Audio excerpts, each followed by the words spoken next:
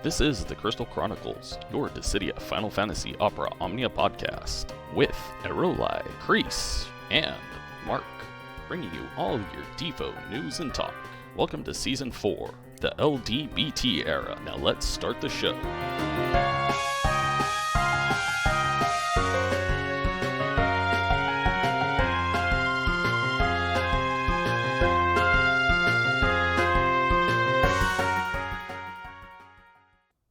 Welcome everyone to episode 157 of the Crystal Chronicles, recorded this June 24th, 2021.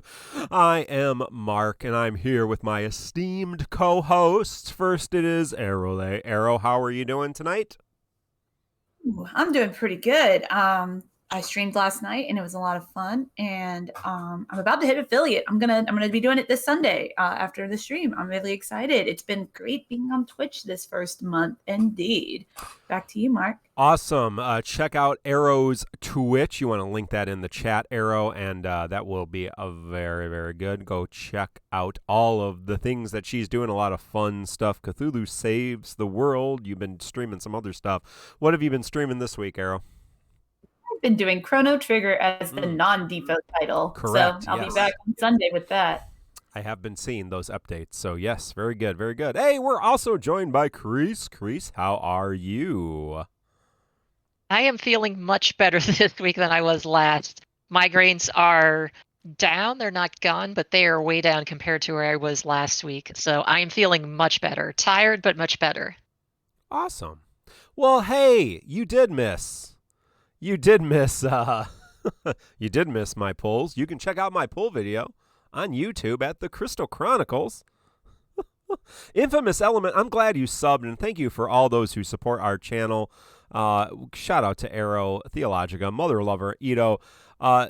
Infamous Element, you may not have heard, and those of you who are joining us live, I am in a little situation where I am maxed on BT tokens, and I have BT tokens expiring in 6 days. So I need to spend my tokens. So if you give us a sub and if you give us gift subs, you get to vote with your subs. You get to vote with your money, just like in real life, whether I choose Lightning or Ultimecia. Those are the only two.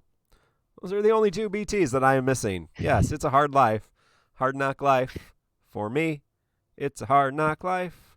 And let the tokens expire. Let the tokens expire. That is an option.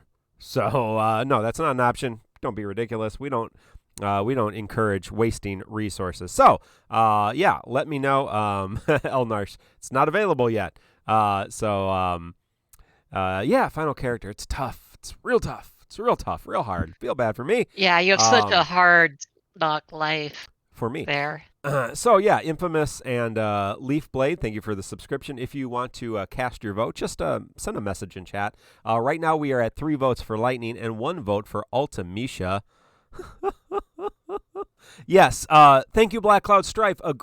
Check out Black Nero, of course, on YouTube. Wonderful, wonderful friend of the show and streamer, or not? Yeah, he streams on YouTube. And YouTube content creator for both JP and GL. He gives you very good advice. Like letting the tokens expire would be almost as bad as not doing Edward's panel mission, because you have a problem with Edward. So.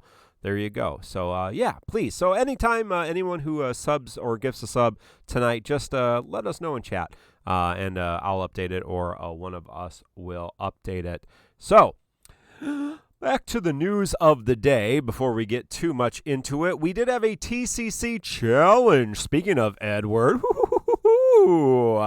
Edward's Lost Chapter, the Spoony Lost Chapter, I don't know what it was called. It was probably something stupid. But the Spoony Lost Chapter had an extreme and a regular challenge. TCC challenge, we just restrict some characters, like the Synergy characters, and I think Terra, a couple other things. It doesn't matter. It was tough. And the extreme is no burst. And you can see all the wonderful people, lots of great people. Who beat that, all of them on the screen right now, including the Extreme Challenge. Scott Ong, DissidiaFFOO.com. He helps Macnol do those wonderful boss guides. He did it 3 times. He did the Extreme 3 times and the regular twice, because he has very good skills at this game, apparently. Raw Life's right at the top of that list. Raw Life, how you doing? So, buddy, Excalibur, Meggy, Theologica, we just talked, Destroth, Lis Lizette, and Ken Zozan all did the extreme version of the, RFK, you're on there too, for the regular challenge, Final ASIM, C-Sam, CSDX, there's some others there, and John Belmont, trying to think of anybody else I've seen, Yoshi, Theologica, Blortanian, Weird, Heavy Cura, we, friend Heavy Cura streams, so a lot of great people. Check all of those out. You can go to DissidiaInfo.com, watch any of those runs, and give them a like, give them a sub, support them in the good work they're doing, because that makes it all a lot more fun. So, hey, very cool, very cool. And congratulations to all of you. News of Scott did 108 runs. That's the number of temptations you need to overcome in Buddhism to reach nirvana. Very good. Very good. Very good, Scott. Congratulations. And you can always submit those to the call to arms on Dissidia Info. You can share them in our Discord. Join our Discord, tccpodcast.com. I think. tccpodcast.com. That's our website. Hey, we got some news of the day. There are a couple costumes. Tifa's beautiful costume from Advent Children. So you can get Cloudy Wolf and Tifa's costume and Yuffie's costume eventually from Advent Children. And Snow's costume from Final Fantasy 13 something. Final Fantasy 13-3. 3, yeah. Lightning Return. He's an angry old Snow in a trench coat. So if you're a big fan of that. And you can bring Snow to this boss rush if you want to. So you can get those costumes. There are also summer daily hunts. They're like normal hunts, except the giant Gigantar has a hat and a life preserver and sunglasses. He's having a good time there. And so, there you go. You got to do them several times. And you get extra rewards. We'll talk about that in a little bit. But there are limited time rewards, so come and get those and have a good time.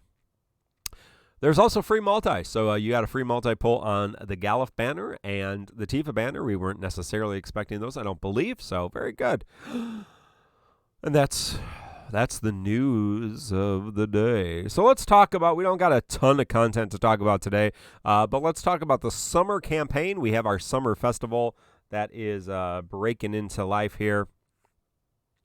And that did bring us the summer daily hunts. It did give us a few free multis. It also gave us a co-op challenge, Attack on Asphalt, which you fight the boss from Final Fantasy 13-2, I believe. Atlas, I think it's called, right? And and it's a pretty easy co-op, but a little tanky. But more co-op, more rewards, more something to do. And Galuf is synergy there, and you can get some tokens for him. The Summer Festival Chocobo Panel mission is also available. There are summer stickers, so if you're a big sticker hunter, don't miss out on those. There are also sales, including the Kupo cards. Arrow, Crease, either one of you big into the Kupo cards? No. Always. I love Kupo cards. Oh, okay. Yeah, what's the draw of the Kupo card, Arrow? It's a pretty good deal. I just like the extra gems for the price. I think you get like 5K for like $15. You just gotta wait for the gems, really. Yeah. That's all it is. Yeah.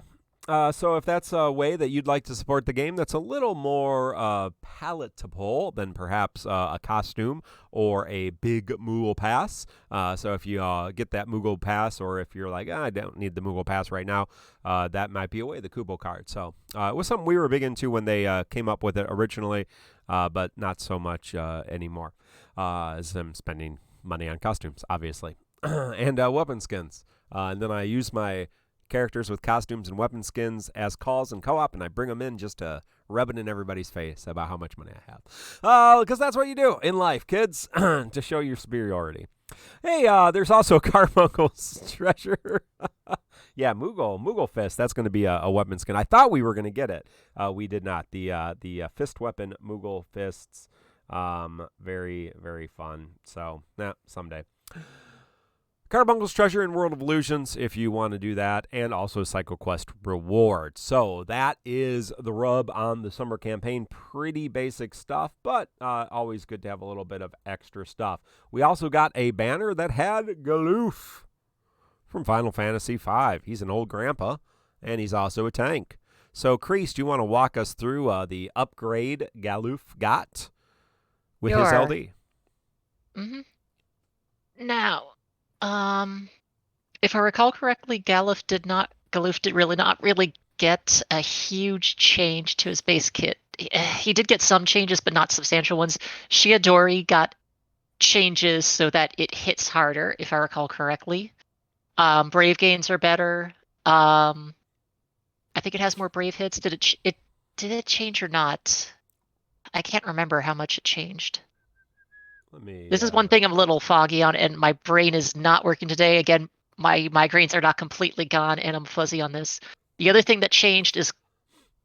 No, never mind on that. The big thing that happened, though, is that Galoof got his... oh, yeah, I believe the counter is a lot better now. Shoot. And this is the reason my brain is a mess. Yeah, no. The big thing obviously is the LD. The LD, yeah. Sorry, everyone. The LD is the big change. I'm just trying to remember how much of him was a rework and how much of him was just the LD, and brain is still a fog. The LD, though, is... Yeah, the second counter is from the LD, Yoshi Pasta. The LD is Brave gain based on max Brave, AoE Brave plus HP that's executed twice. He gets a new buff, and he gives his allies cover based on that. The new buff, Battle to the Death, increases critical hit rate to 100%. It increases his HP damage dealt. It prevents him from being killed when his HP reaches 0. And it recovers his HP to 1 when the effect ends if he was at 0 HP. But it causes him to consume 40 HP after any action he takes. It also increases all party Brave damage by 40%, increases stolen party overflow by 20%, and grants the party 20% HP regen per turn.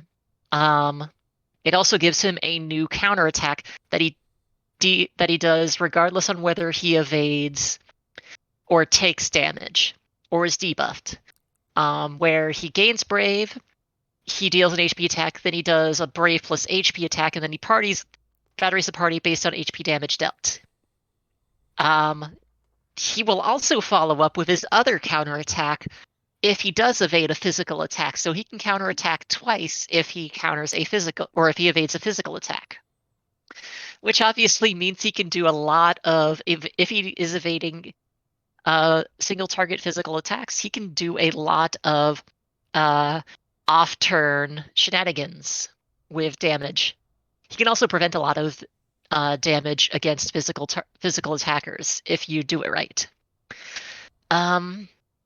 He brings some pretty good auras now, thanks to his new, thanks to Battle to the Death, providing the party Brave damage boost and the party overflow and the HP regen, plus his other buffs that he was already giving. So overall, it does give him a nice little boost. It also makes him unkillable, which was nice. Yeah, it's a little something. Cherry on the Sunday. Yeah. Yeah, as long as he doesn't get his buff dispelled. Yes. And note that the buff is only 5 turns in duration. You gotta watch for its duration to fall off.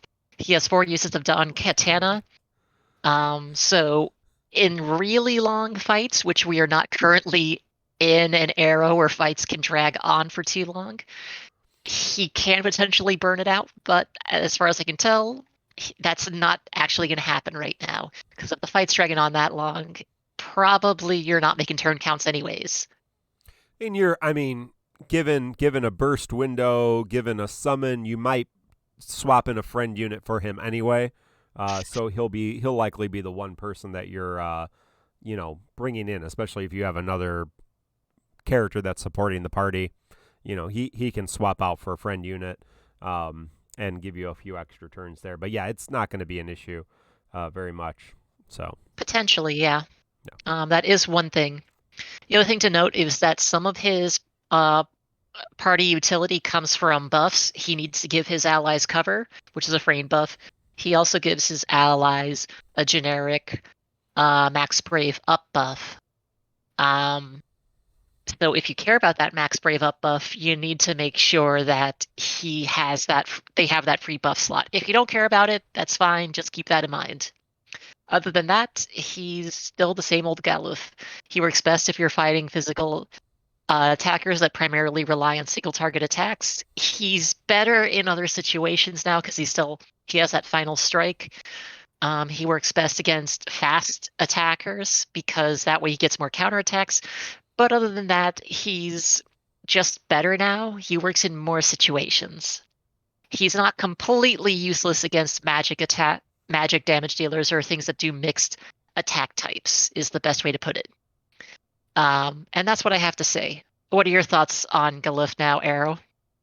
All right, so Galuf is kind of down there on my tanks list, but I don't think he's bad. He caters to a certain play style that people tend to like. It's just not for me personally.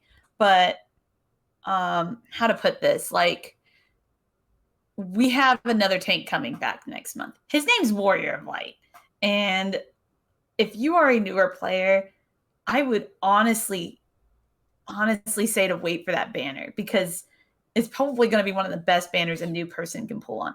However, if you need a tank right now, I mean, like, you just need one right now for whatever reason, like, I think he's good. Like, he's just going to need some planning around. So it's easy to play him, but you do need to keep in mind he doesn't have heals for your party like a lot of the other tanks do. He relies on covering and dodging for you in single target fights. He can be really handy, like where you can't lock. He can be very handy, similar to how like 9 is. So there's that, and like the whole brave damage up thing is great that he has. He has a lot of like nice auras, but personally for me, he's just not for me. But I don't want to downplay his usefulness. He is very useful if you want. You need a counter character. He is one, and he provides you with that whole like that thing like Arden has where he's like able to not die for a little while. So depending on the fight, he can completely help you cheese something. I think, there was somebody mentioning they made videos. I can't remember who it was. They made a video showing Gladio and Galuf together doing the Alexander cheese. It was great. Yep. Who was that? Oh, I just remember seeing it. Yeah, I don't know who did it. Yeah, it was a great video. I have nothing but praise for that. It was great. So if you were still wanting to do the Alexander cheese yourself, it's there. What else is there to say? I don't know. Again, it's a character you either like his playstyle or you don't care. That's always how it's always been. And if you're wanting to play around with him, you can't go wrong. He is still going to be useful in the future, even though Warrior of Light is coming back soon. So that won't change. Those are my thoughts. I don't have too much to say that I haven't already said before, way in the past. Mm-hmm. Like I said, you're either going to love or hate this kit. That's how I feel. Mark, do you have any thoughts? Oh, I have thoughts. Yes. See, Galuf among the tanks and, of course, the roster, like all distinguished men of age, brings a certain amount of wisdom to the team and to your roster that cannot be undersold. As we approach different types of Lufania orbs, Galuf ticks off several boxes. The counter box, the evade box, the party resistant box, the HP regen box. He does all kinds of things. He has great coverage, like all men of distinguished age. As I approach very distinguished age cheese myself, I feel a great kinship with Galuf, who just brings a lot to the table. Let's not be ageist. Let's not throw our elders to the wind. Put them in a nursing home. Say goodbye, Grandpa Galuf. Sit on the bench where you belong. No, he's doing a lot here. He still can hold that sword up strong, straight with great gusto. He's very, he can probably do a one-handed push-up. So that was really dating myself, if you got that reference. Yes, Raw Life says I want to smoke a cigar and drink a whiskey with Galliv and listen to his tall tales. But he's great. I mean, I'm a big fan of all the tanks. Do you need tanks? No, you don't need tanks at all. You can pretty much do content without tanks. And unfortunately, a lot of the content recently has been geared to not having tanks because of the tight turn counts. But he is a defensive character that covers your teammates and can do a lot of damage with his off-turn damage. And so that does set him apart from characters like Warrior of Light, who is not bringing that off-turn damage, like Gladio, who's not quite updated yet, and like any of the other tanks. Because Galliv has not one but two counters, if you bring him to the right fight, especially physical-focused fights, where the boss is doing a lot of physical damage, Galliv is really going to shine. And if you support him, enchant, imperil, brave damage up, HP damage up, whatever it is, with the rest of your party comp. I think Scott, or maybe it was Silo, was saying, you know, I got him doing 160,000 with his counters. So when you're doing that great off-turn damage, then you're not necessarily slowing the party down like a lot of other characters do. And don't get me wrong, Warrior Light's really, really good with his rework and his LD port. So that's a whole different situation we'll get to next month. But definitely think he's worth a look depending on what your roster is. And I'm still working on his I'm still working on his summon boards because I did not have him boarded up, and I got his LD on the free pull.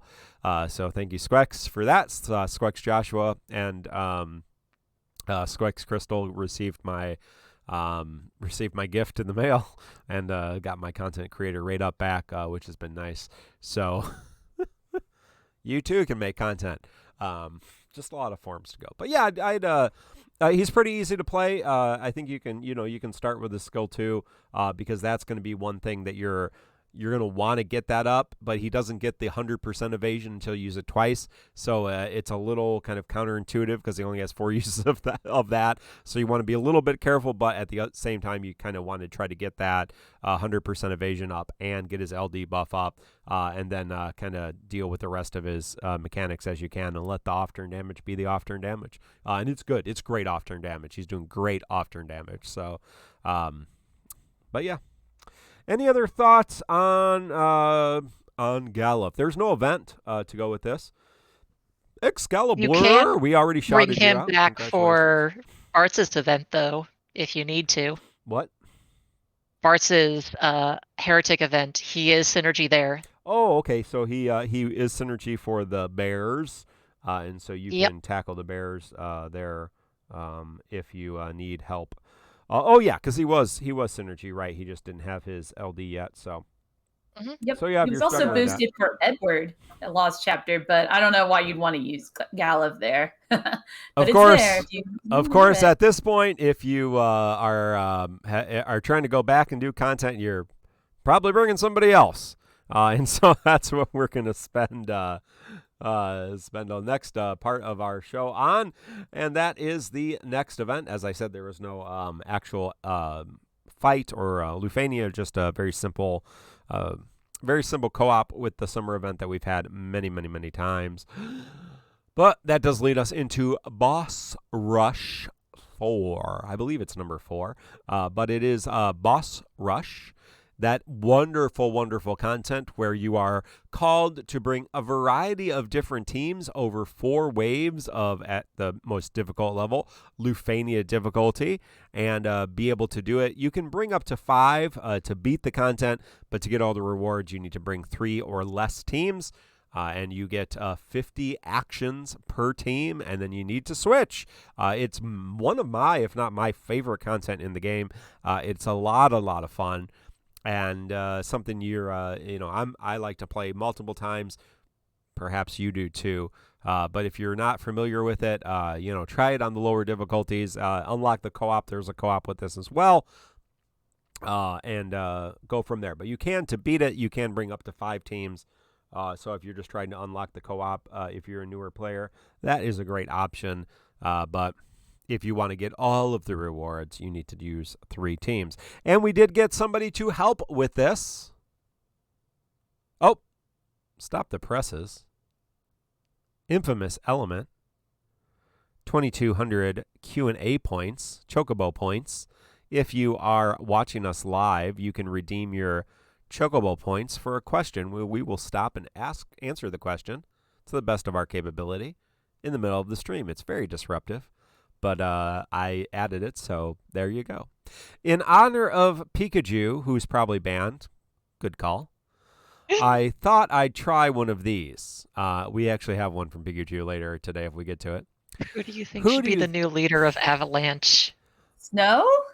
I guess? I don't know. Well, my vote was for Nora, but she's dead. So I don't know. That's a great one, Arrow. I'm sure that's what he was thinking. But who should be the new leader of Avalanche? I think the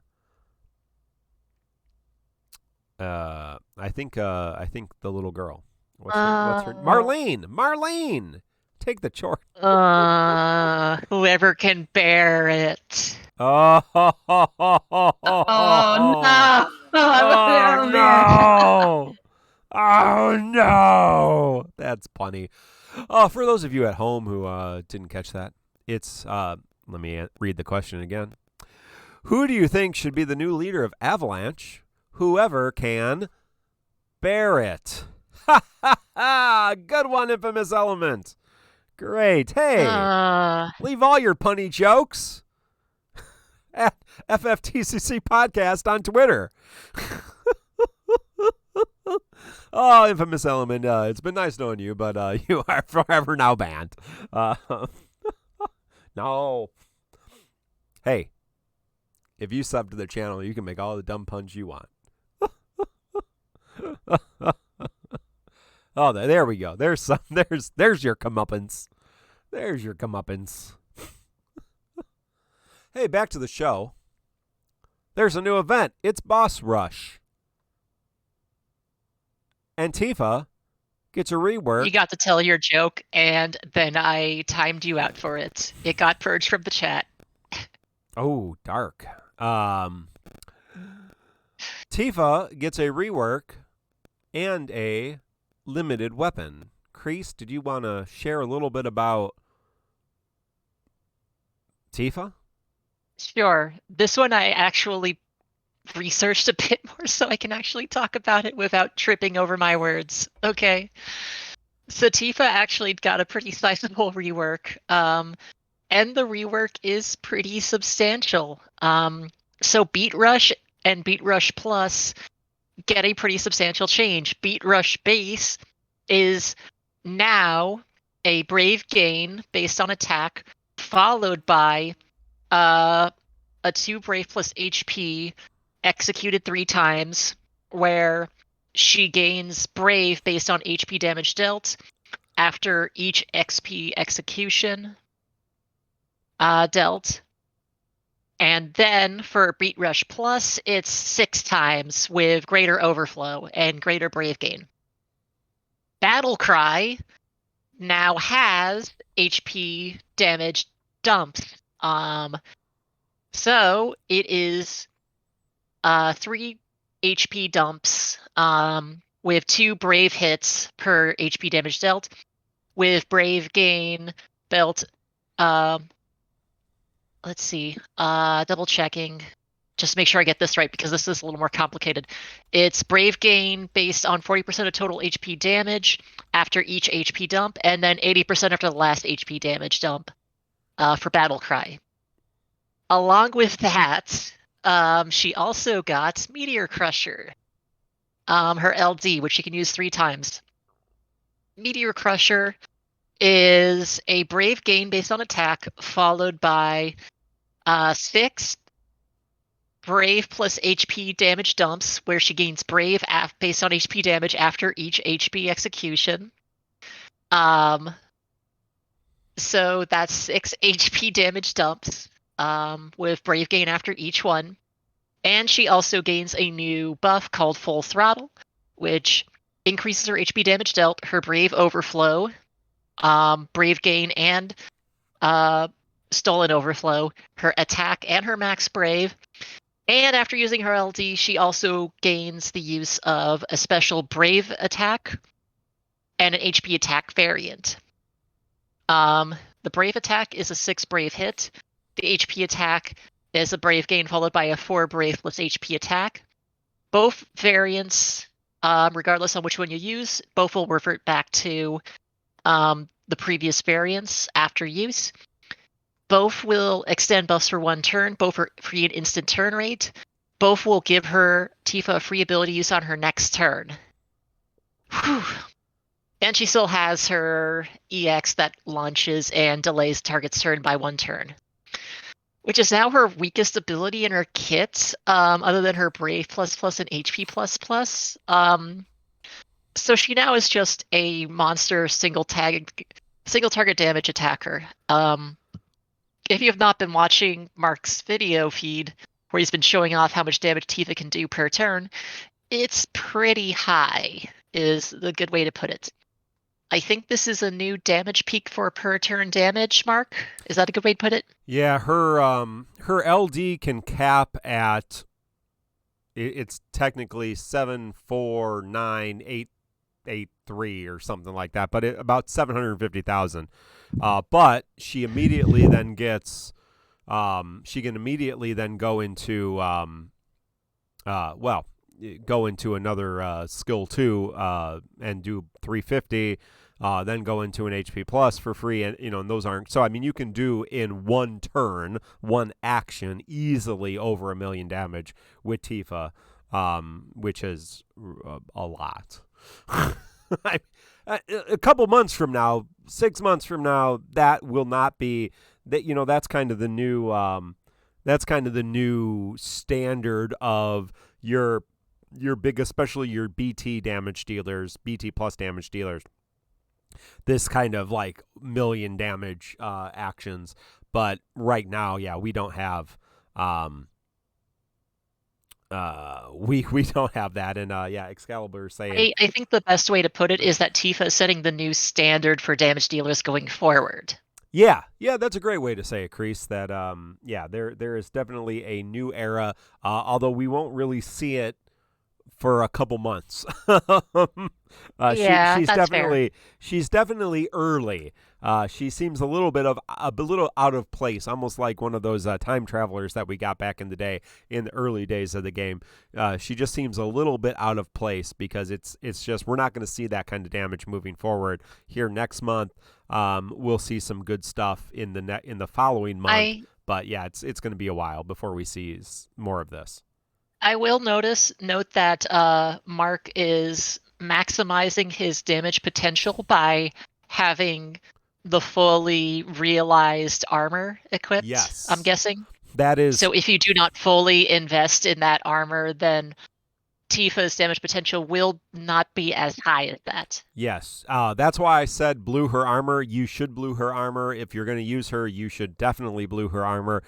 Just to give you an idea, the damage difference or the damage potential with her regular high armor, from her high armor to her high armor plus, or from her purple armor to her blue armor, on her LD, for example. This is true for all of her abilities, obviously, but it goes down to, from 750 with blue armor, it goes to about 685. So that is a significant increase in damage. Not quite 100. I'm not right now I'm not hitting her potential, but she'll almost always max in Cosmos fight anyway, so you don't need to support her very much. But yeah, she could be doing, as Drew Zane says, she could do HP damage up if you have HP damage up effects, as we will be getting next month again with a call ability. So with the HP damage up effects, you can get a little bit more, I believe. You will need to support TIFA properly to make sure she's doing this damage all the time. Outside of Synergy. Yeah. Inside of Synergy, not as much. Outside of Synergy, yeah, you will need to support her as you would any of your damage dealers. So, yeah. I think that's everything about TIFA's kit. So, Arrow, why don't you give your thoughts now? Okay, so I did not get her on the free pool, but I decided this morning to do the 13 ticket challenge. Got the LD, but I've already beaten boss rush, so without her. And I do not recommend this if you do not have to do it, because that first wave is awful. Anyway, so Tifa, no wonder why everybody says Pelham's a joke, because she doesn't have to be built around so much. Like, you got to make sure, can I make sure he, there's a break for him so he can do all this damage? You got to do some setup. Tifa is unga bunga, press buttons, and you're good. I mean, like, it's so crazy. It's dumb. I don't know what they were thinking bringing this when they did, but she does definitely feel out of place, and she is so fast. And now she is doing, she was, I don't know what to say, man. It's just like, why did they do this? Like, you get all these characters who have been kind of like, okay, Terra, Garland and all this other stuff. But now you got a character who in one action just poops all over that, then gets another turn, and then can get another turn after that. It's just like, what is going on? I don't know what they were thinking. Like, sometimes Squex just doesn't make any sense. They released Pelham the week before, and that seemed fine. He kind of seems in line with everything else, even if you got to kind of work around it. Then to go and release the character you don't even got to think that hard on to just do the same amount of damage with. I don't get it. I don't get Squex sometimes. I don't get Team Ninja. It's fine. It's fine because finally one of these big popular characters came back and they didn't completely suck. That is something I've noticed happen too many times where, like, what was it? Sephiroth, super hype character, and he was terrible. Like, it's been a bit, like, Cloud was pretty good. Thank goodness for that. But like it's like, other than Cloud, FF7 has not gotten too much terrible love until like recently. I mean, Aerith is pretty good, but kind of awkward.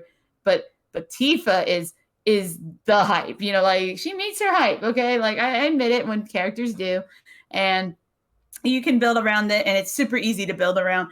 Great beginner character, great character if you just like winning stuff really fast and easy. And I'm not knocking that. Okay, please don't take it that way. There's just a lot here to like, and it's easy to build around, and that's what makes meta characters meta usually. So those are my thoughts, and I think I went through all my notes finally. Back to, I think you have not gone yet, Mark, so I'm going to go and go at you.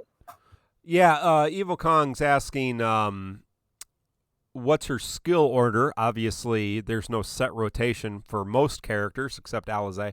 I was playing with one of my buddies in real life today, and wanted to see Alize, and I forgot completely how to play her.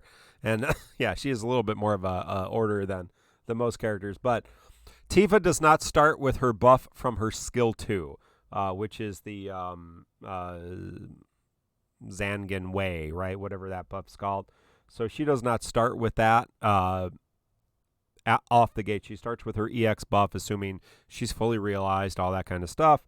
And so you definitely need to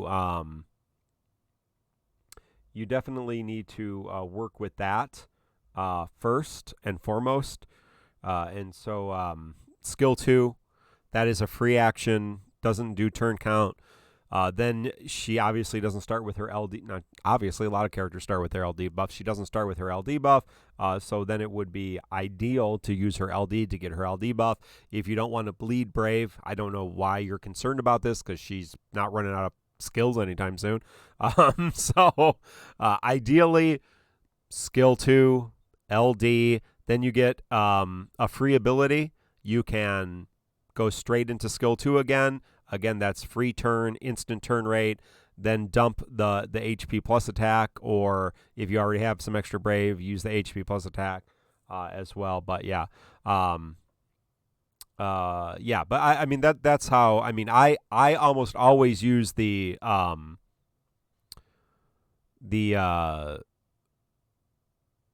free ability after you use the HP attack, because that's what grants you an ability. So excuse me, skill 1, LD, HP, the special HP attack. That gives you a free ability use. A lot of people I see are using that on AA to refresh Beat Rush. You have 13 uses of Beat Rush. You're not going to run out anytime soon. Use it on the skill 2 to get a free use of the skill 2, free damage. It's, if you ever built up, it's up to 350,000 damage just on that for its 0 turns, 0 actions, 350,000 damage. Bam, there you go. Yeah, why waste a turn doing a beat rush when you can give that? The AA, that is a good question. I want to say off the top of my head it's 15%, but it may be a little bit more. Her AA gives, TonberryTroupe.com for the beautiful infographics. Yeah, it is 15% attack up for 3 turns. And it does recover 1 use of her skill 1. So again, I would much rather just do the massive amount of damage, refresh my buffs, and get a free turn than have 15% attack for 2 turns. But if you're in some weird, super long fight, which I don't know when they're going to have that again, that shouldn't be a problem. So, and then Beat Rush is just a big fat damage that can do up to 650k pretty easily, without much of an issue. And then if you run out on the the Abyss, but obviously all characters tend to do that, tend to have different ways to play them, and so you kind of have to learn how it feels best for you. But I don't necessarily think there's going to be a lot of situations when you're going to want to use that free ability on the AA over just giving a free skill. So maybe, but you do have 10 uses of skill 1 and a fairly fast charging EX. And again, people are saying, her EX is her weakest ability. Again, it's still several 100,000k base damage, delay, and launch. So you can do, if you set it up correctly, her EX does a lot of damage, and you do want to have it for her buff up there. So, you're not going to want to wantingly use your LD because she only has 3 uses of that. But for the rest of it, she's not running out of skills anytime soon, folks. So don't worry too much about that. And her EX hits for 300,000. That's her weak skill. That's her garbage skill. That she's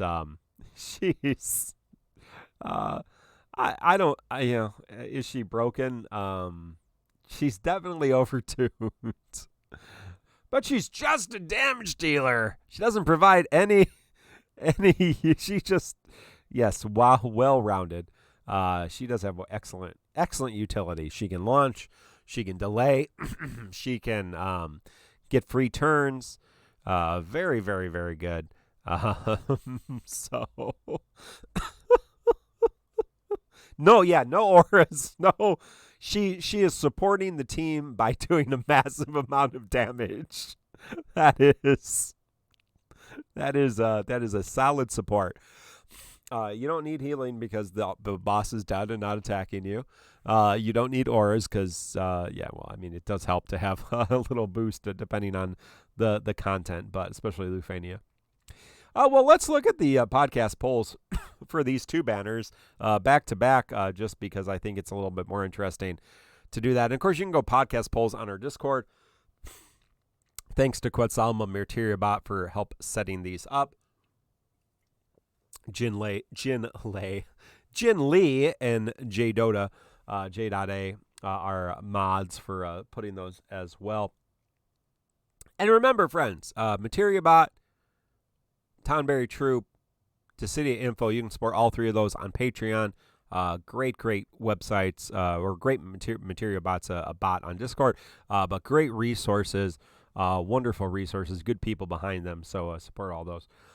But if we look on the Halloween banner, it was a Halloween banner in JP, so it has a little Halloween background on the podcast poll. 0 people pitying Bart's BT on this banner. 17 pitying Gallup's LD. Nice. 6 people using gems.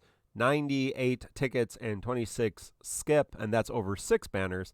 Meanwhile, over on TIFA, over 11 banners on Discord, 18 people pitying the burst weapon, 101 pitying the LT, 10 people using gems just wantingly, 42 using tickets like fools, and 21 where's Blart? Like fools, and 21 skipping. 21 people are liars, and maybe they just got it on the free poll, and then they put skip. I don't know how you could watch a character do 1,000,000 damage and then be like, I don't need her.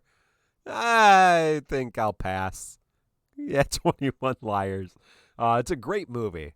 If you've never seen 21 Liars, 21 Angry Liars, great movie about people who pretend that they're going to skip a big character and don't. Until they fight wave 1 of Boss Rush, then they go back and pull Tifa. No, you can't do it without Tifa, but why would you? Why would you? It's horrible. It is, and I'm going to talk about it too. Well, let's look again. Tonberry Troupe, beautiful. Let me shout out Dreamy, Inkwelder, Teleute, Anomander. Dreamy does the backgrounds and images, I believe, for the infographics on Tonberry Troupe. And just let me say, folks, you may read the infographics on Twitter. I share them on Twitter. Of course, they're on our Discord. They're on Facebook. But do go to the Tonberry Troupe website and check out. Inkwelder spends a lot of time. There's how to play tips. Of course, there's summon board passive tips, team synergy notes, sphere recommendations, which passives you can remove. There's a lot of content there in addition to the infographics. So take some time.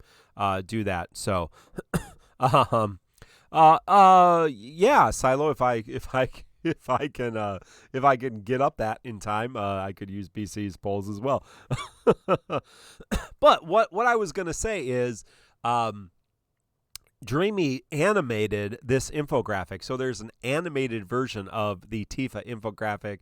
Very cool. I believe it's based on one of the versions of Tifa from Final Fantasy Brave Exvius, where they have these cinematic final attacks, and so that's her dolphin blow attack, where the image is from, but then it's part of a video, and so you can watch that. Very, very beautiful. A lot of work. I know that must have taken a lot of time to do, and so shout out to the Tonberry Troupe and the good work that they are doing always. And again, shout out to the good work that Macnol, and I believe this may have been Scott, or this was Macnol, who did the boss guide for In the Garden of In the Garden of Evil Boss Rush Quest number 4. Whoa! Hold the phone. Before we get into the Lufania boss rush, Zamboni Driver 104 has used his Chocobo points to redeem a question. What's the craziest place any hosts ever called into the show from, or any listeners have ever listened from? Asking from a birthing suite. Well, I think you just won, Zamboni Driver. Wife is taking an epidural nap. Likely to start pushing within a couple hours. Zamboni Driver, congratulations! TCC babies! Congratulations! I'm glad that we can take your mind off of your wife's horrible pain and the beauty of childbirth. And so, hey, thanks Summon Biscuits for the subscription. I'll come back to that. I have generally done the show from my kitchen, or now from the dungeon of my house. And so that's where I am. I have my own little studio in the dungeon here. Arrow, any weird places you've done the show from? No, I've listened at my father's before when I went to visit them, but that might be that's over on the other side of the USA, on the other coast. So that's probably the craziest I've done. Sorry, guys. I don't know. I have computers, and I don't really like using Twitch on my iPad. So there you go. Crease, any strange places you've done the show from? Crease, are you with us?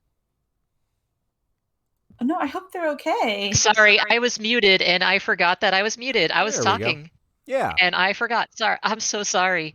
No, I've never I've never called in from anywhere special or unique or unusual before.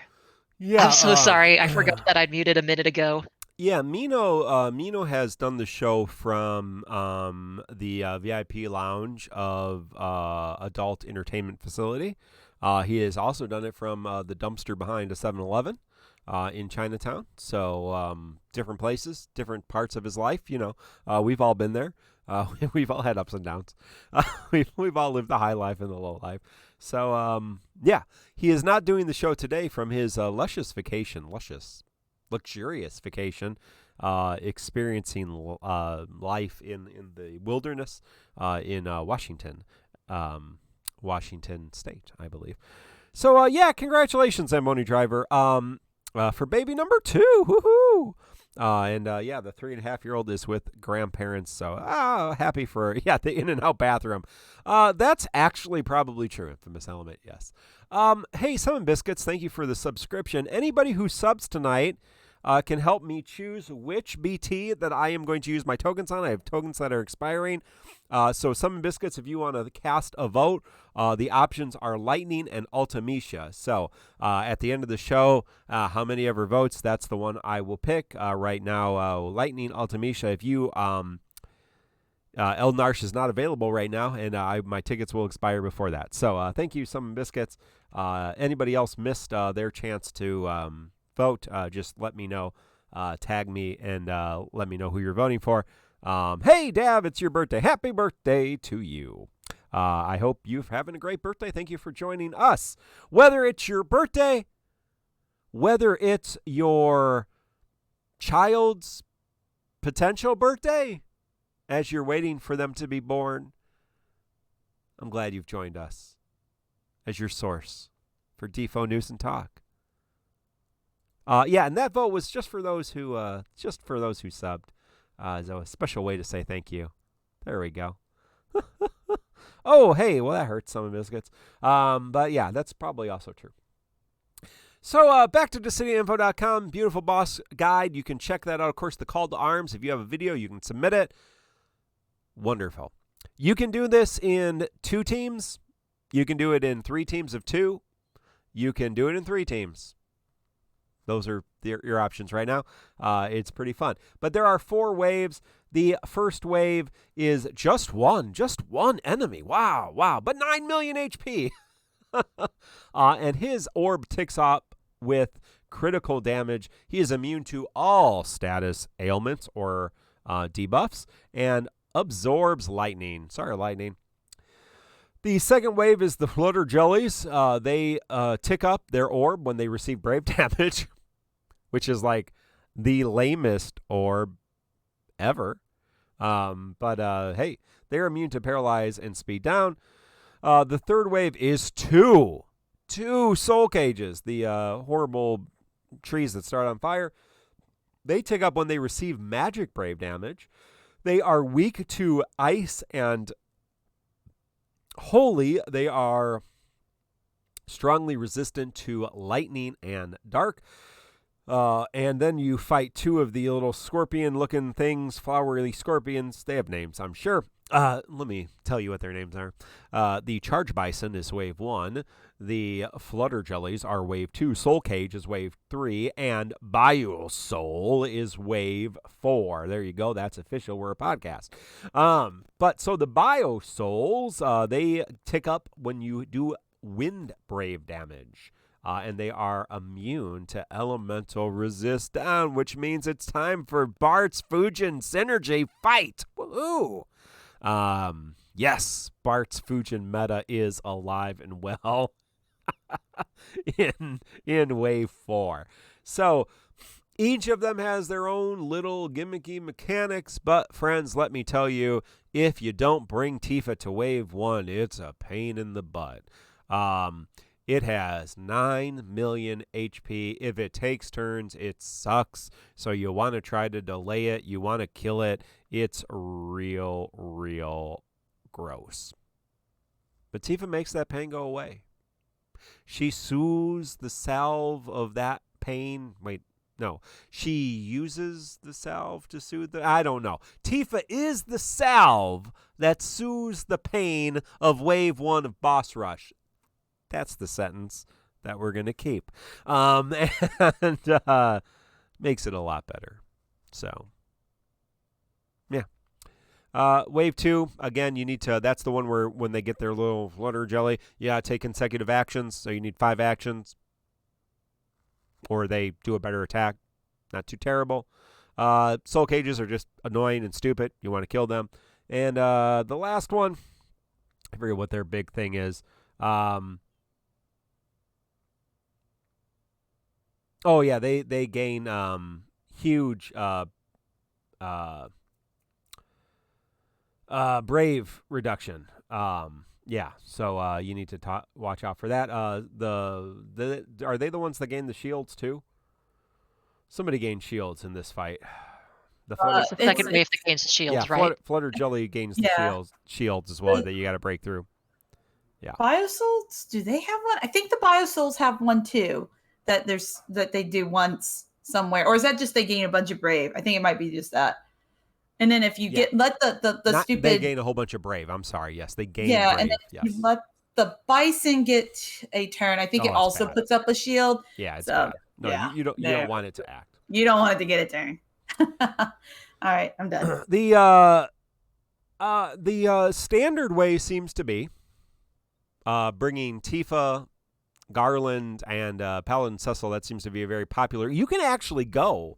I don't know that that I knew this. I think this has been around for a while, but you can actually go because this is super useful. To events and to Boss Rush. This is token challenge. I don't want that. To the actual Boss Rush. Here we go. And go to the Lufania, for example.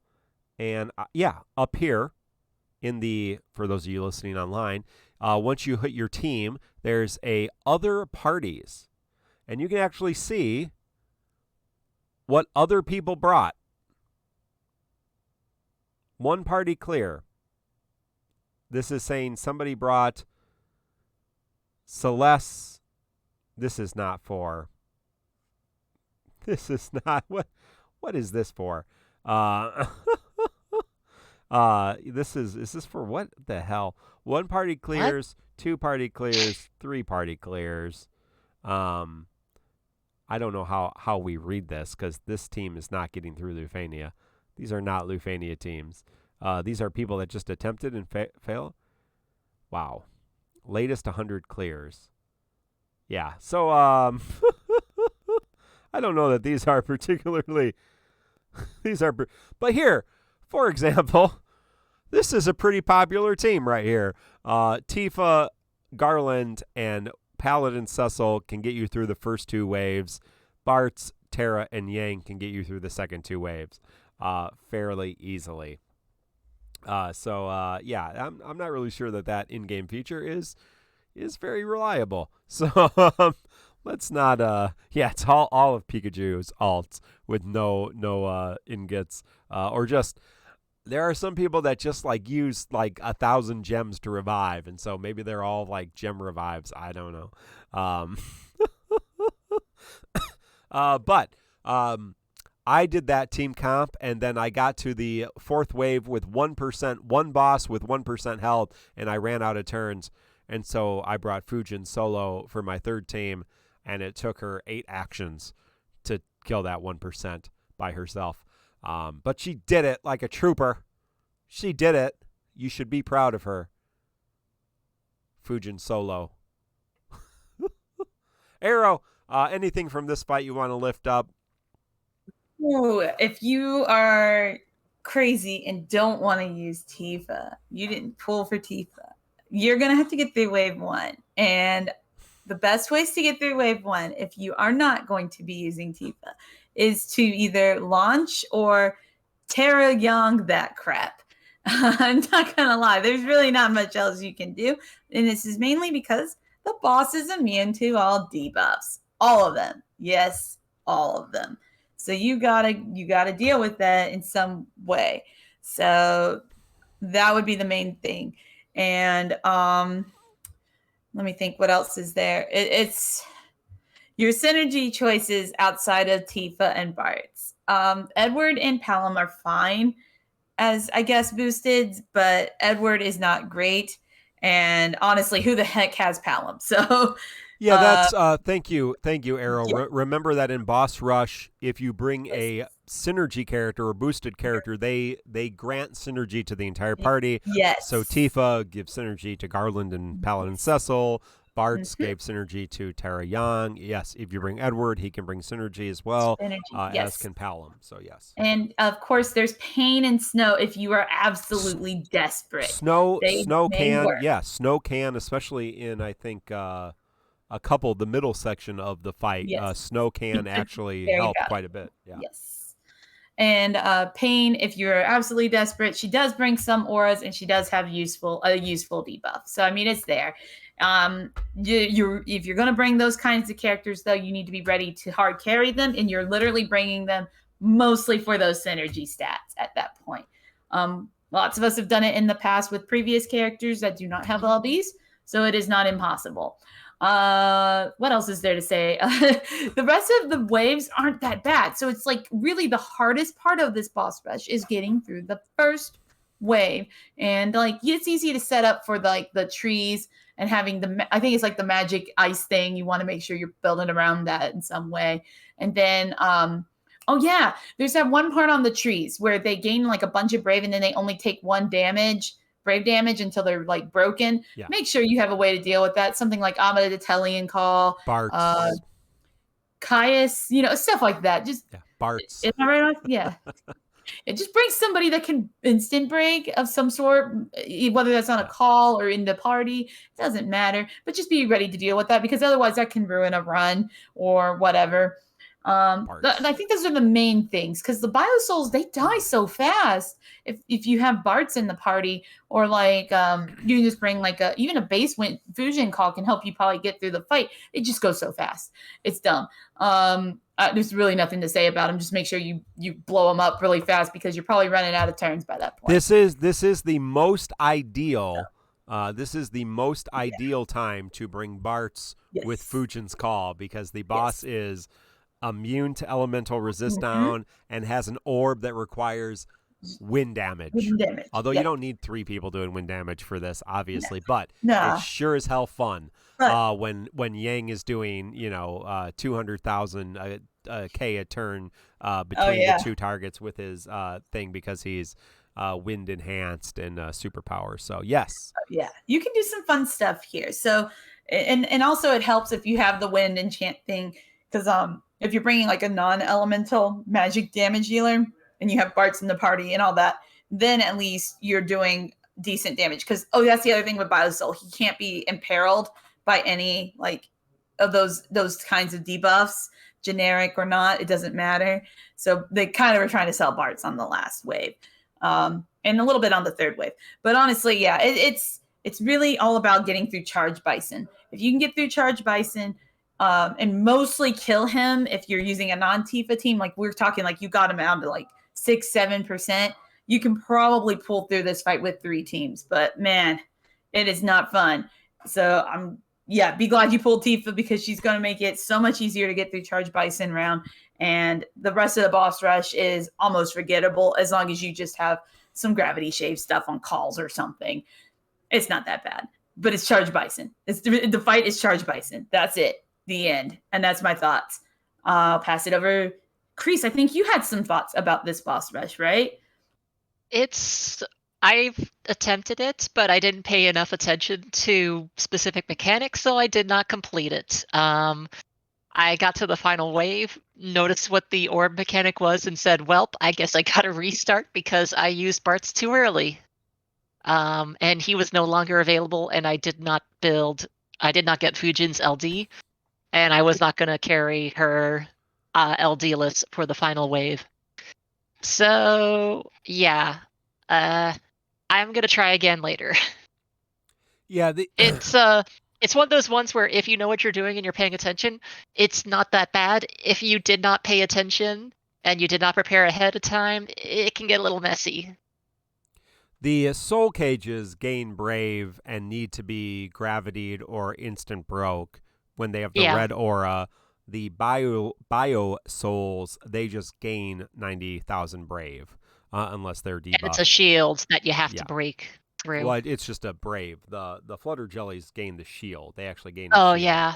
The bio souls just gain brave. So obviously gravity characters like Bart's or characters you can set brave to 0 like Bart's are helpful. Sorry, I'm forgetting which one's which now. My mind is still mush.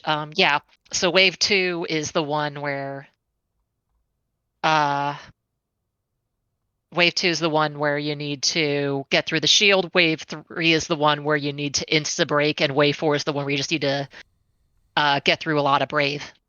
Yeah, CSDX is also reminding us, you do need to launch them if you let them act, which is, of course, why would you let a boss act? That's not how you do it. That's not how you play the game.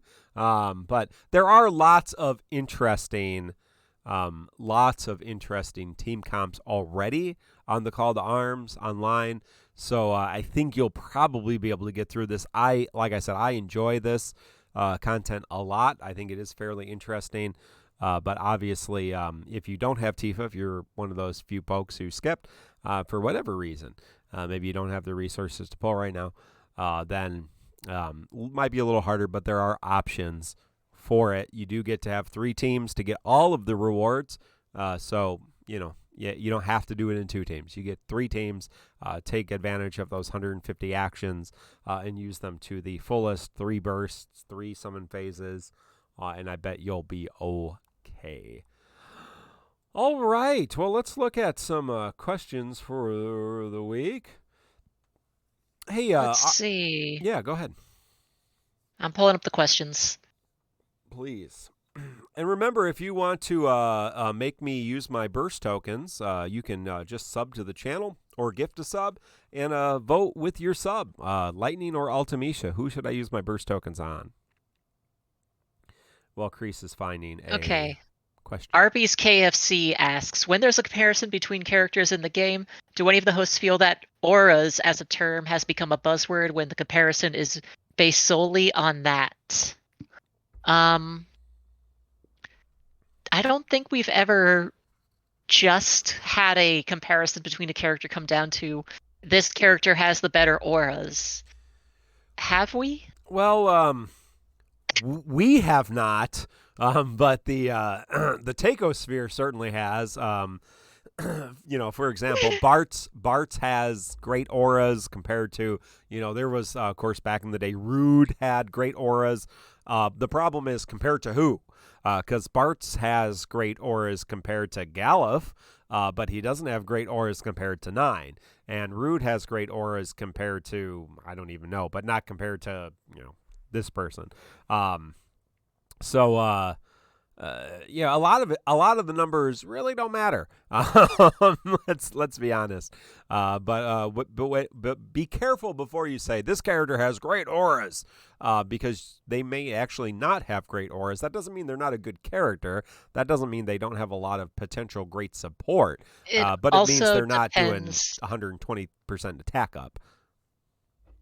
It also depends what auras you mean. Some characters have great stat auras, but they might not have brave damage increase or HP damage increase for the party either. And that's something you got to consider now. What do they actually bring? Yeah. And yeah, Arrow, do you have any thoughts?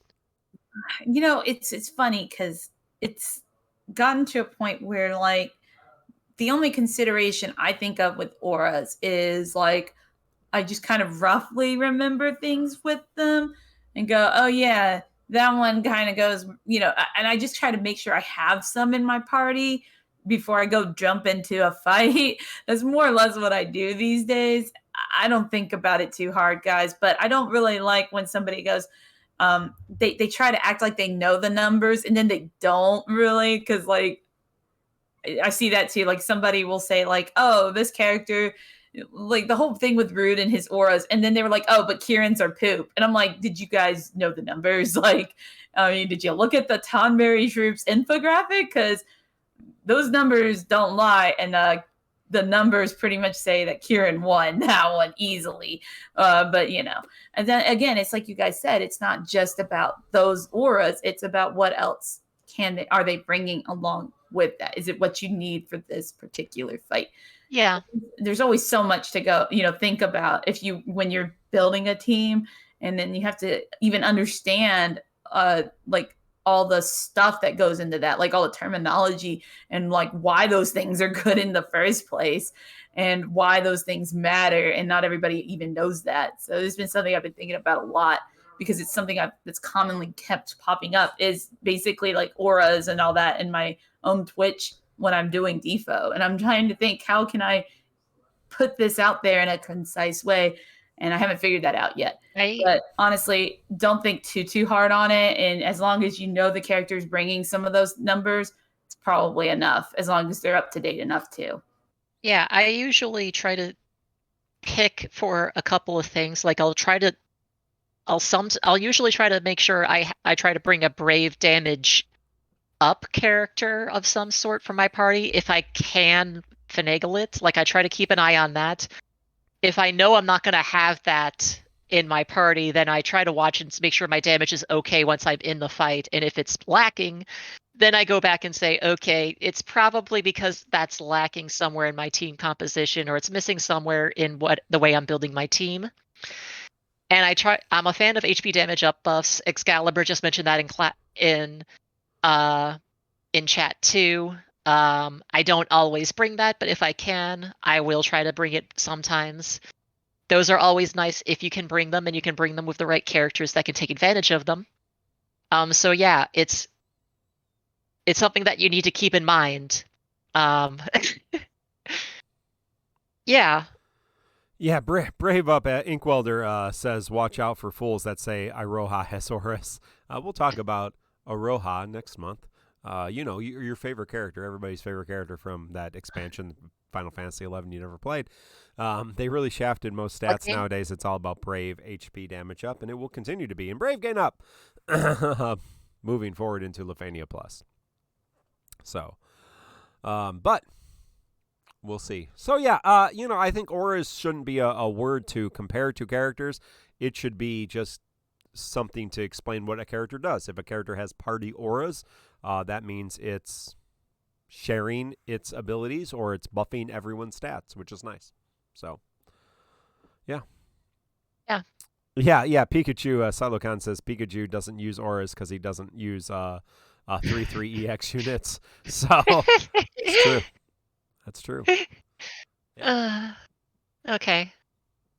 Lily asks, how would you feel if DFFOO started having ads for non-Moogle Pass holders? And I'll answer this first. I was thinking about this. I saw this when it was first posted, and my first thought was, what's the point of this? Is this to help increase revenue for the game, to help guarantee it will continue to exist for longer?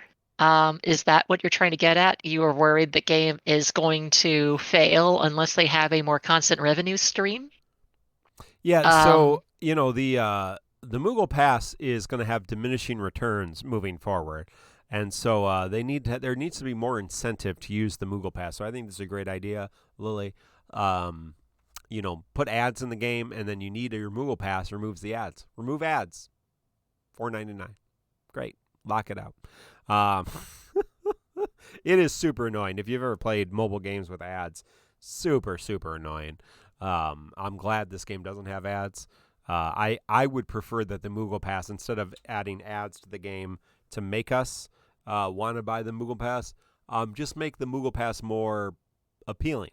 Add something to it, double artifacts, Cycle Quest rewards ×2, throw in some 3 times books, realization materials. Do something to make it more, palatable.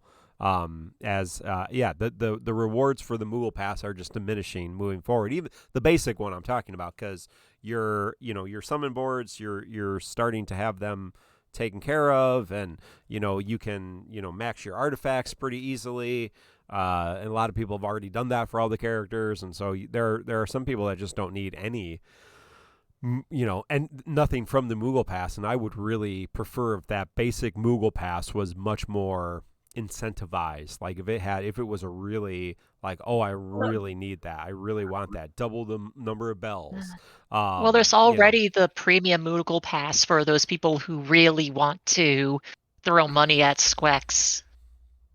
Why I never understood is why they didn't combine Kupo Card with Moogle Pass. Honestly, like why not do both together in one thing? Like I would pay for that. I don't like that there's this one pass that's really cheap, and I'm fine with the $5. But why is the other one $40? I know you get the burst tokens, but my God, that's the price of a new game these days.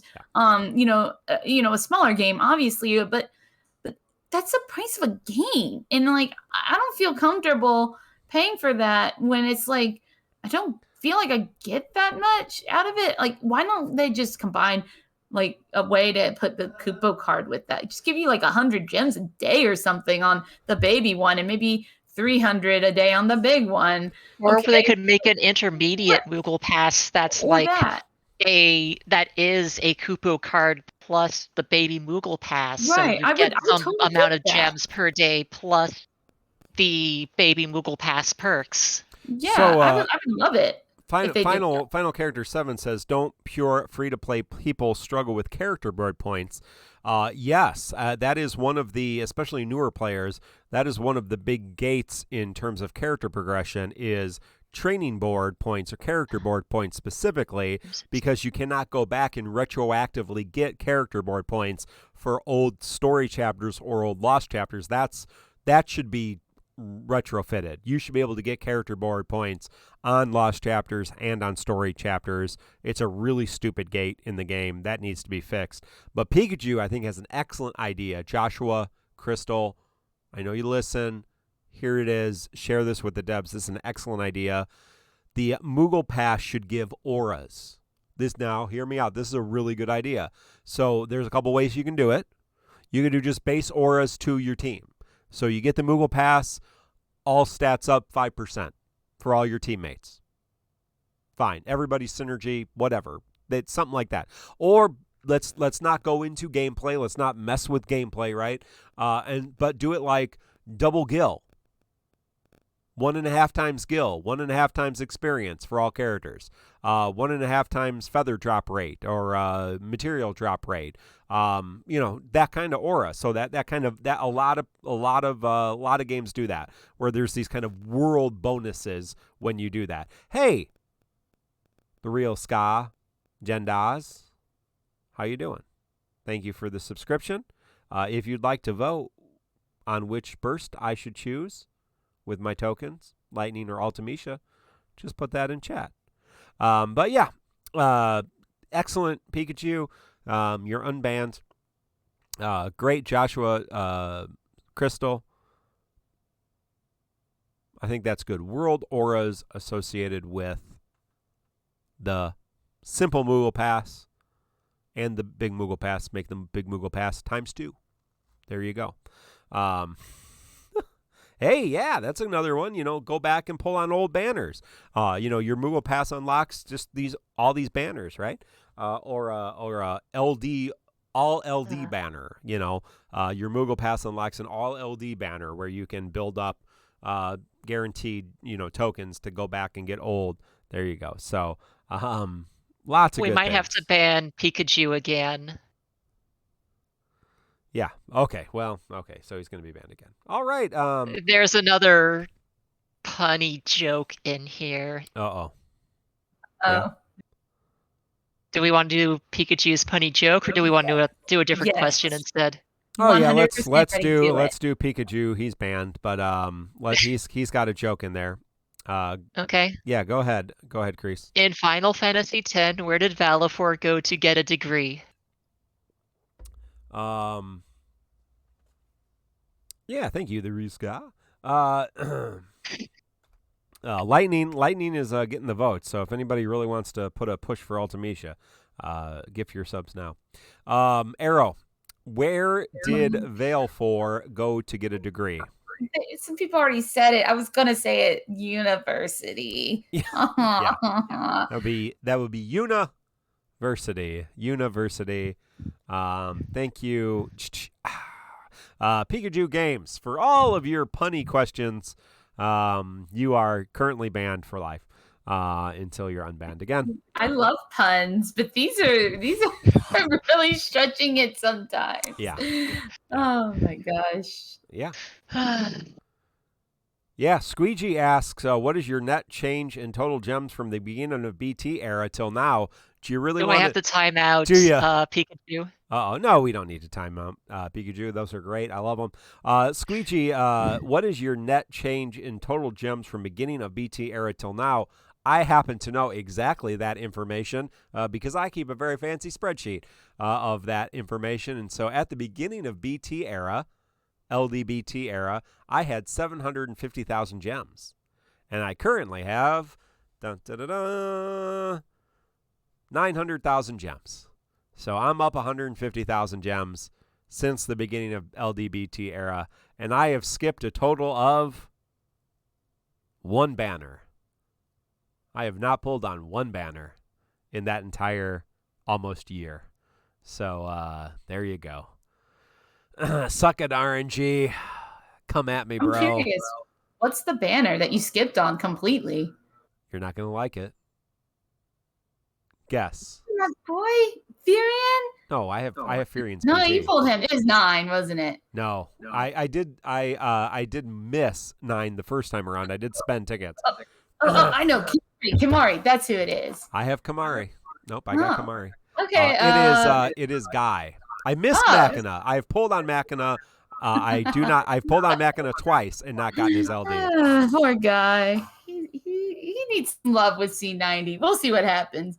Poor guy. Yes. That's all I can say. I did not say I had used a lot of resources on every banner, but I have pulled some on every banner except Guy. Guy is the only banner I used 0 resources on. That wasn't a repeat banner. So, but yes, I am up on resources.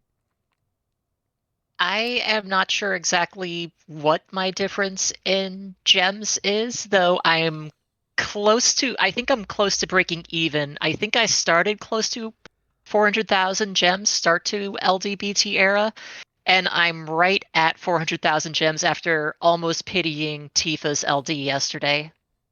Yeah. I know Arrow has had many, many back-to-back. I have, in that time frame, I have pitied 3 burst weapons, just FYI. It's not like everything has been a free pull. I have pitied 3 burst weapons. So, I do have all of them but 1 after tonight. So it goes.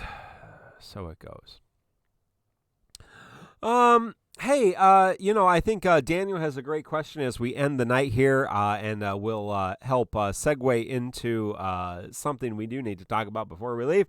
What is your enthusiasm for the game right now? Has it dipped any recently, or are you still having as much fun as you always did? As we end tonight, this will be Crease's final time with us for at least a while. As you may have noticed, Crease has not been as regular. She's had quite a bit going on in her life, but also not had the same kind of encouragement in the game. So, Crease, if you wanted to share a little bit about your answer to that, that's a good segue there. Yeah, sure. I guess I can say a little bit. My enthusiasm for the game has kind of gone down over the last couple months. I have not been able to keep up with content as much as I have been in the past, and it's felt, I think the way I put it to Mark is that it started to feel like a chore to me. Just trying to keep up with content, especially for the show, and I felt like I need to take a step back from the show just to take the game at my own pace rather than trying to push myself to get caught up every week, because that wasn't doing me any favors. Trying to push to say, okay, it's Thursday. What am I missing? What have I not done? And that was just frustrating me instead, like trying to push the Lufanias and not really having any fun with it. I haven't had fun for a while, so I decided it was time to just kind of back away and take a break and start just doing it for fun like I started with. I'll still be around in the Discord a bit. I'll still be lurking in the background. I'll try to hop into the chats every once in a while, but I just won't be on the podcast for a little while to take a break and just relax. Obviously, I've had a lot going on personally in the background. I'm sure some of y'all know that's been going on too. But yeah, this has just it's been a hectic year. Let's put it that way. And I felt like this was a good time to take a break, relax, and reassess my priorities with the game at this juncture. And I appreciate that, Crease. And Crease has been with us since probably around episode 54, I think, may have been your first episode. I think it was in the 50s when you joined us. And so, Crease It was has shortly been, after the first anniversary, if I recall correctly. Crease has been a staple of the TCC podcast for 2 years of the 3 years that we've been doing this. And so definitely she will be missed week to week, but will be around, just playing a little bit more casually and taking things a little maybe less seriously and at her own pace. And so Pierre and I went through this. I've talked several times this week. We've had conversations in our Discord this week about it. I've noticed some content creators, not necessarily any of our group or any of our friends or the people we talk about on a regular basis, but some default content creators who really have seemed to lose some energy when it comes to the game and it comes to their excitement for the game, and streams are kind of slogs and negative or just kind of not the same kind of energy and excitement that you may have when you're making content for a game. There's a lot of different reasons to that. Some people, obviously, if you're making some good money, you don't want to give that up, but sometimes you feel a duty. Pierre and I did a podcast called The Crystal Chronicles for Final Fantasy Record Keeper. Did that for a couple of years. Pierre basically ran the Dissidia, the Final Fantasy Record Keeper database website, and owned and operated that for several years. And so, he felt a very deep connection to the game. And we felt like, we would be letting our community down and everything else, but we weren't having fun with the game. It was a chore. We didn't like it. We weren't having fun. And so at that point, we had to make the decision, and I'm glad we did, to step away from it and say, even though we've invested in that, and I've played games where I've been guild leaders, I've been top ranking national guilds, world guilds even, and you feel like, well, I've got to, you got to do this. But at some point, if you're not having fun, if it feels more like a chore, and that goes for work too, if that pays the bills though, potentially, you got to step away from it. And I think it's for this kind of community, it is detrimental. That doesn't mean we can't criticize Squex. Doesn't mean we can't criticize stuff in the game. We want to be better. We can't complain about stuff. We can't bitch and moan. Sure we can. That's not what I'm talking about. If your general experience of the game is apathetic, if it's just, I don't like it, I'm not having fun anymore, it's okay to step away. It's okay to play it more casually, like Chris is going to do. It's okay to stop playing at all. It's okay to put it down. Several people in chat, several people of our community have stepped away from the game for a couple months and come back. Or they know, like, I'm not really excited about the next couple months. It's going to seem like a chore. I'm just going to put it down, and then I'll come back because there's this character coming or that character coming. And so that's okay. That's okay. You don't owe it to us, or anybody else, even if you're a content creator, you don't owe anybody anything. But it does, I think it's a detriment to us. I'm not super excited about next month just because I'm not really excited about any of the characters or their kits. We're going to talk about it every week. We're going to have fun with it. We'll find some interesting things to do. We're actually going to change up a little bit of the podcast moving forward. If you have some ideas about things you really like in the podcast, or maybe some ideas that you'd like us to see tackle, Mino's going to be back with us, filling in for Crease moving forward. But let us know. Give us a comment, message us in Discord. Let us know what you're thinking. But I'm not skipping anything next month, and I already have Strago. Not at all. um, I'll probably pull on everything, but I'm not as excited as I'm going to be as excited for the next few months after that, because there's a lot of hype for me. A lot of my favorite characters are getting LDBTs, and so I'm super stoked. But that's okay. But we can have fun, and I still love the game. I look forward to playing it every day. And J.A abused his mod privileges by muting Daniel's message about Noelle and Sarah. So thank you, Crease. I truly appreciate everything you've brought. Your evaluative mind. If you don't remember, Crease used to do evaluations on Reddit. And that's really how she got connected with us. Kind of took the hat from Mino, who was doing those as well. And so then came and started doing that on the show for us. And so we will certainly miss that.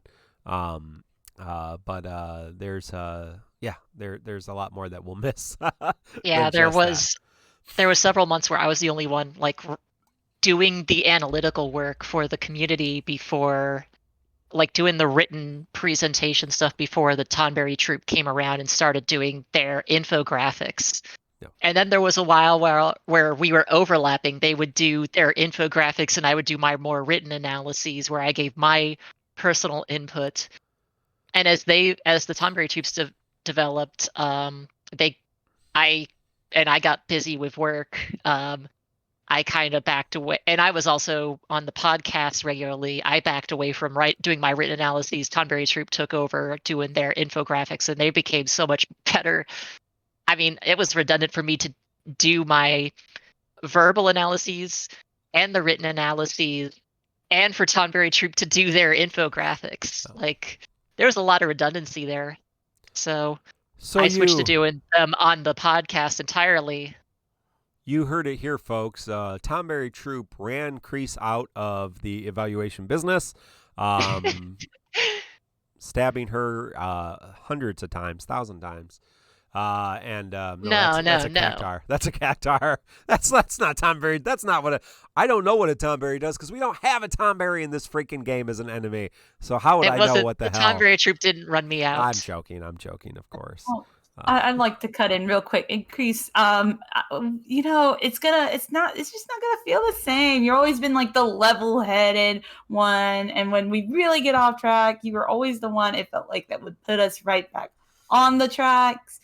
And you were really good at breaking down the characters really in a way I think that would help a lot of players to understand certain little nuances and things like that. I'm gonna miss you. I'm not gone for good. Yeah, I'm just taking a break. Just it's just gonna feel different on the show. But I get it. Times change. I used to just be a guest on here, and now look at me. I'm here every week. It takes Mino's place. So I get it. People are going to enjoy Minho's personality back anyways.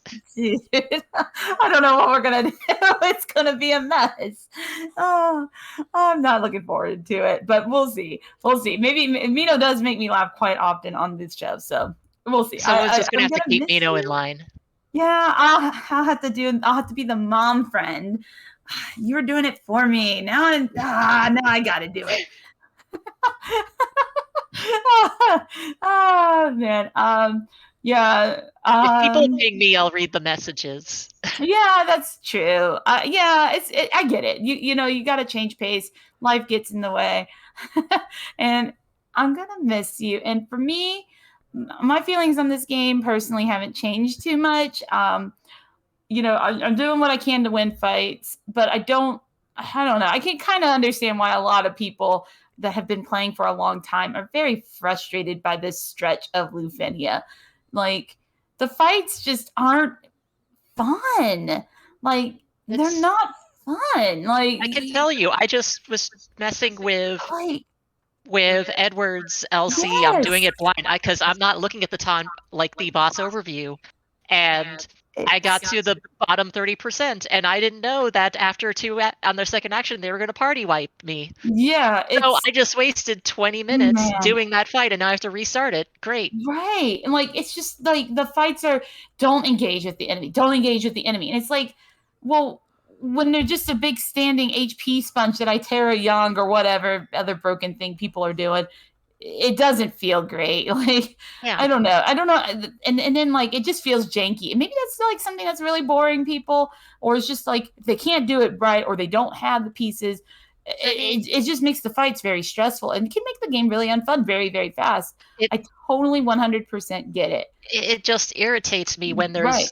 when I read the in-game material, I don't want to have to go to Macnel's boss guides for every fight to figure out the stuff that's not in game. I read through, I see what the Lufeni orbs are, I see when they trigger, I see the general mechanics. I'm like, okay, I got it. And then I find out, oh, there was something I didn't know about because it's not obvious from reading the basic mechanics in game. And I just wasted 20 minutes. Yep. That doesn't make me want to retry. Yeah. That's what's been happening fight after fight after fight, which is the reason I've been feeling burnt out. Yeah, and honestly, in a fight like this too, it's even worse because like they literally set your HP to 0, like a la Odin. You know, there's like, what? Okay, well, I just lose. Like, you can't come back from. It's not like you misplayed. You literally just let them actually take a turn.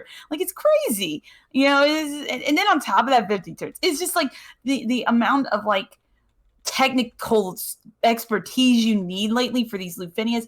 It has to be burning some people out. Honestly, it doesn't surprise me. And I'm really hoping next month will be a little bit different in terms of pace, but I don't know. I'm really hoping because a lot of people have pulled TIFA that will make next month more bearable for a lot of people. But I don't know. I just don't know at this point. And we're about to hit this era where you're going to continuously still not want to give these enemies many turns because like we're going to get a bunch of characters that just poop all over it anyway. And they're so fast and do so much that it's just like, oh, they encourage you with orbs and everything else. It's just silly design. Like, I don't understand what happened here in this stretch. And I don't know how they can make it better. Maybe bring us another Abyss. How about that? There you go, Squex. Bring Joshua and Crystal, please give us another Abyss. How about that? That'll help ease the pain for everybody. Yeah, but that's the issue I've been having, and it's the reason that I've been feeling burnt out is stuff like that. It's just frustrating. I appreciate the guides on Macnel's website, but I shouldn't have to go to them to not have to waste a half hour of my time. Like, I consider myself a decent player. I don't consider myself a great player, but I consider myself decent enough that I should be able to put a team together and be like, okay, if I made a mistake and I didn't pay attention or do something right, okay, that's on me. I was doing everything right. I thought I knew what was going on. I just didn't know how that mechanic worked because it wasn't explicitly detailed in game. So I wasted a half hour. I wasted 20 minutes. That's okay. Great. Wonderful.